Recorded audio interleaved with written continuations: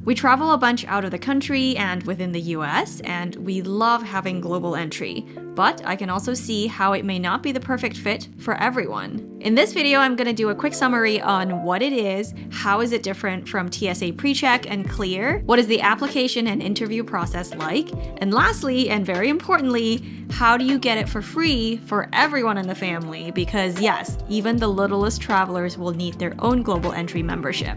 So real quick, what is Global Entry? It is a program through the US Customs and Border Protection that allows expedited entry for certain low-risk travelers upon entry to the US. And in plain language, basically, you get to skip that long line at customs when you first enter the US, presumably after a really long international flight where everyone is tired and the kids are hungry and getting unruly, and you could really use an expedited process. And how is this different from TSA PreCheck and Clear? TSA PreCheck governs like a whole separate process in the whole airport experience. TSA PreCheck is for domestic travel within the US only, and it is that line where you have to go through airport security and go through that little machine, take off your shoes. If you had TSA PreCheck, you don't have to take off your shoes. You cut to the shorter line that has fewer people. TSA PreCheck is already included in Global Entry. The only reason why someone would get TSA PreCheck specifically outside of Global Entry is if they really don't intend to travel internationally and they have no need to kind of go through the more laborious process of getting an interview and paying the money to get Global Entry. Clear, on the other hand, is kind of a skip to the front of the line pass. So regardless of whether you have TSA PreCheck or not, Clear gets you to the front of that respective line, which is a nice bonus, but not all airports have Clear and not all sections of the terminal use Clear. And even when there is Clear, there is still a person that has to like walk you through the process. And basically the person kind of escorts you to the front of the line and then show their little badge and be like, they're Clear. I don't know. It's a nice bonus. We actually have Clear and we just never finish the enrollment process that has to be done in person, partly because it doesn't seem to really save that much time.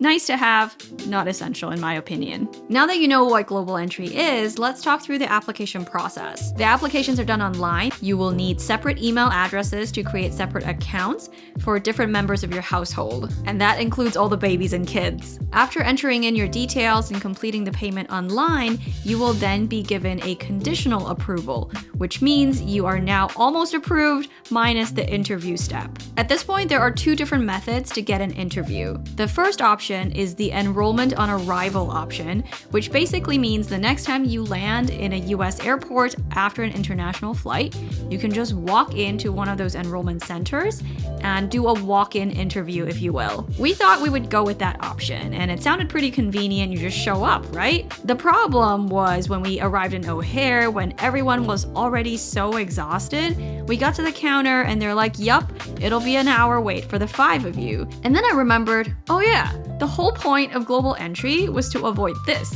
having to wait around after a really long flight when everyone is like literally at their lowest. So we ended up actually going with the second option, which is booking for an interview through their website. Just a heads up, the calendars for these reservations are usually pretty full, so you're looking usually a few months out depending on which airport. And also, every applicant needs to reserve a 15-minute slot for their interview. And so you can imagine for a family of 5, you need like 5 consecutive slots for it to make sense. And that was a little bit challenging. The interview experience itself was actually pretty straightforward. The officer showed us into the office and we sat down with him in a room. And he just kind of went through each member of the family, asking what's your name, what's your date of birth, when do you plan to travel next? All very basic questions, nothing you have to prepare for. After the questions, then we did our fingerprints. So all 10 fingers on the little machine. And yes, including the kids, it was kind of fun to have to like pry the little baby fingers and put them on the thing and like have it scanned properly. Took a little bit, but it worked out fine. And then at the end, we took a picture, and it's the picture that goes on the card. The pictures I feel like are not that big of a deal. I think it just goes into their system. As far as like you needing to look at it from the card, no one really cares. Like, look at this. This one is a picture for my baby. He's sitting on my lap. You can see like half my body still on there. It was overall a pretty chill process. The whole interview should, in ideal conditions, take maybe 2 to 3 minutes per person.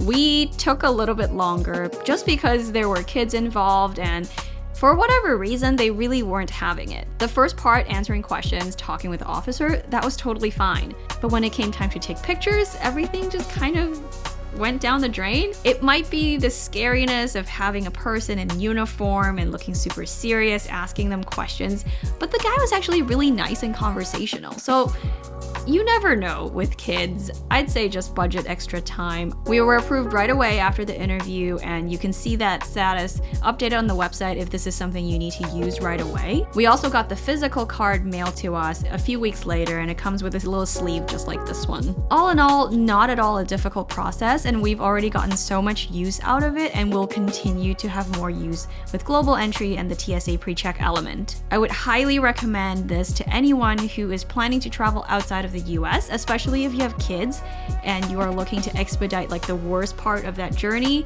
and minimize whatever time you can waiting in line. To use the expedited lanes global entry wise, you would just walk straight to those kiosks that are labeled global entry instead of lining up with customs at most airports. At some airports, new in 2023 is their mobile app where when you land in the airport, you can just open the app and select which airport you're at, and you take a selfie and it cross-checks whatever system algorithm they have in the background, and you are done. You don't even need to stop at the kiosk, you are done. For TSA PreCheck, which is included and also super helpful, all you need to do is include the pass ID, which can be found at the back of the card, and you would enter that 9-digit number when you're booking the flight, or at least before you check in. As long as you have that number inputted at some point, your boarding passes should print with like a little TSA PreCheck logo on it, and that is what gets you into that faster line. Oh, and regarding kids for TSA PreCheck, you don't need to enter everyone's pass IDs. The kids are kind of included under the adults if you're just using the TSA PreCheck portion. So don't even worry about the cards for the kids. Lastly, let's talk about how you can get this for free for the whole family. And you're probably thinking, yeah, credit cards, we know, Lydia. Correct, but how do you get enough credits for the whole family? Because remember, everyone needs to submit their own application. The most obvious way in our case would have been to have 5 different cards that somehow have this credit that we haven't used, but there is another way, and that is to use authorized user cards. Specifically for the American Express Platinum, we got the companion platinum cards, which used to be called the authorized user gold cards, which was really confusing for people because there's another like actual gold card. But anyway, it's the one that doesn't have an annual fee, but still comes with a global entry / TSA PreCheck credit of $100 every 4 years. So for us, we used our 2 normal platinum cards and the 3 authorized user cards to total 5 different credits. American Express does require the authorized users to be at least 13 years and older, so if you're like us with young children, then for this plan to work, you'll need other people like grandparents who would be willing to have their name as their authorized user and then have that credit be used for the kids. If you're planning to get a credit card for the purpose of getting a global entry or TSA PreCheck credit, make sure you test out different links, try it in incognito mode, try different referrals, and see which one gives you the best sign-up bonus. It only takes a few seconds and it really couldn't hurt to try. I'll leave my links as well down below if you're interested in using them and supporting the channel. No pressure at all, and please don't use it if the sign-up bonus is not as good. But if you do, thank you. I hope this was helpful. Please let me know if there's anything I missed about global entry and getting them for free, and I'm sure everyone else reading the comments would appreciate your insight. Please subscribe for more practical travel content that I have coming up, and I will see you next time. Bye!